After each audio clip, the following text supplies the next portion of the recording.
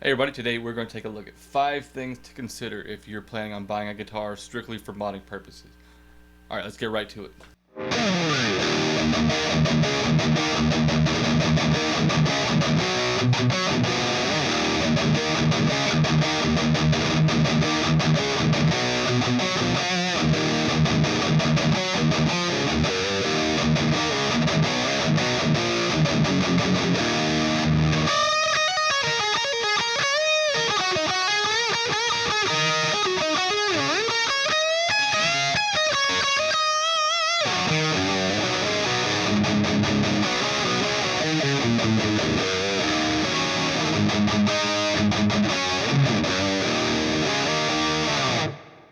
Alright, like I said at the beginning of this video, we're going to talk about the 5 different things to consider when planning on buying a guitar for modding. Now, one of the first things I think you should consider is the overall price after modding the guitar. For example, this guitar, it was, I think the EC256s are about $500 new. So that's what I started out with. That was the base cost of this guitar. And then I had Seymour Duncan's put in. I had a JB and a 59 added. 3 new pots because I got rid of the split function because I don't need it. And the pots in here were junk. Also, not long after I bought it, pickup selector started failing, so that was also replaced the same time I did the pickups and the knob. This, the input jack, also would work itself loose, so I added a locking nut, inside a locking washer nut inside the input jack to fix that. So with all that said and done, the 2 pickups were 70-80 bucks a piece, 30-40 bucks to have it installed. I don't remember the cost of the pots and the switch, but that was probably another 20 bucks or so. So we're looking at what, 70, 200, maybe about 220 bucks on top of the 500. I also want to do new tuning pegs. I want to put locking tuners on here, and that's probably another 80 bucks.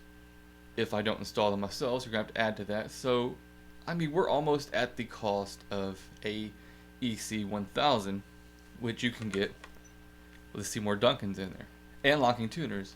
But you can definitely find guitars in that $800 to $1,000 price range that have perhaps Seymour Duncan's, depending what kind of pickups you're looking for.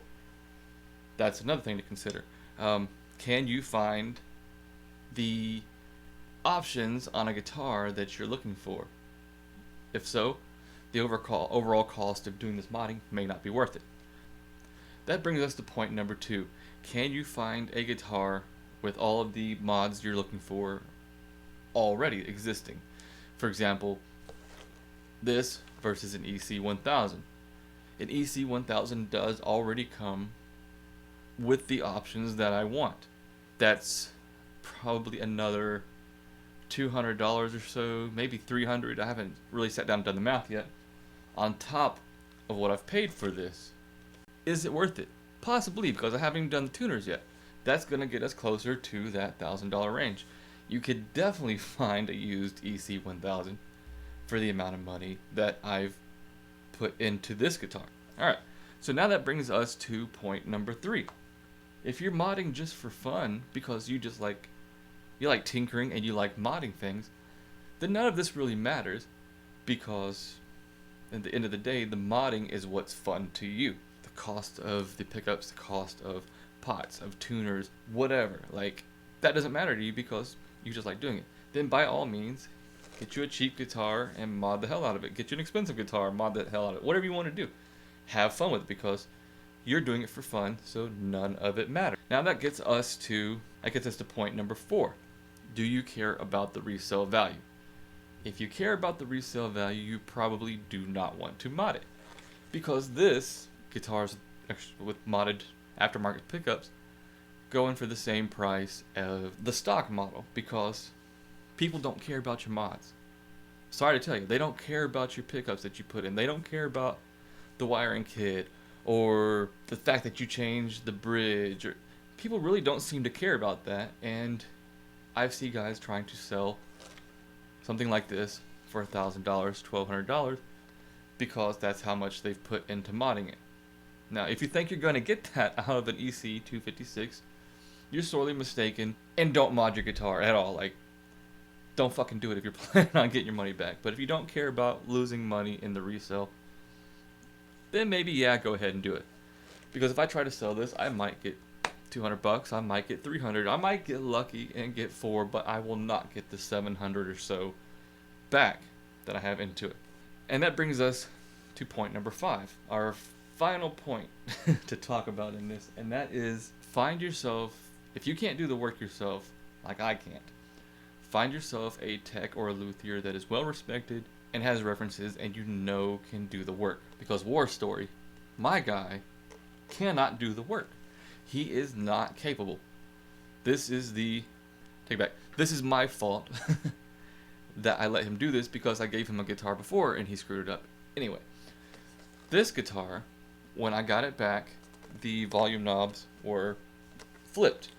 The bridge was here and the neck was there, which I guess looking at it might make sense to some people, but it came the other way around when I bought it. The bridge was here, the neck was there. That was the default way of getting this guitar. So I figured, hey, he's gonna put it back the way it came. He did not. I brought it back and I said, hey, your volume knobs are reversed. Can you switch them? Sure, no problem. He gives it back to me, and again, my fault. Didn't try it in store. Took it home. I was busy that day. Didn't have a lot of time to wait. Took it home. Lo and behold, they were not even swapped. He put them right back exactly the way he had it. Bridge here, neck there. He never even moved them. Or if he did move them, he just wired them back exactly the same. He also took out the locking washer that I put in here. Never put it back in. So when he wired this up, he wired it up with the least amount of wire possible, which I guess can be beneficial, except there was no room for me to swap these myself. I cannot pull out the input jack enough to really get in there and put the washer on there. It sticks out just this much, like just a tiny bit. So he didn't leave any room to do anything. Make sure, if you're planning on having somebody mod your guitars, that you find a guy that you respect and you know can do the work. That should be number 1 of the 10 commandments of guitar work.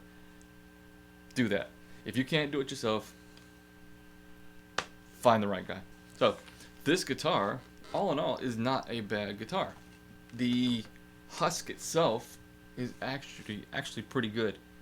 It stays in tune pretty well, feels comfortable, but at the end of the day, this is not a $700 guitar. But at the time I needed a guitar. I ended up having to sell some guitars, so I got a cheap guitar and then I put a couple pickups in. Will I ever buy another cheap guitar to mod? No. So I hope perhaps this video gave you something to think about if you're planning on modding your guitars.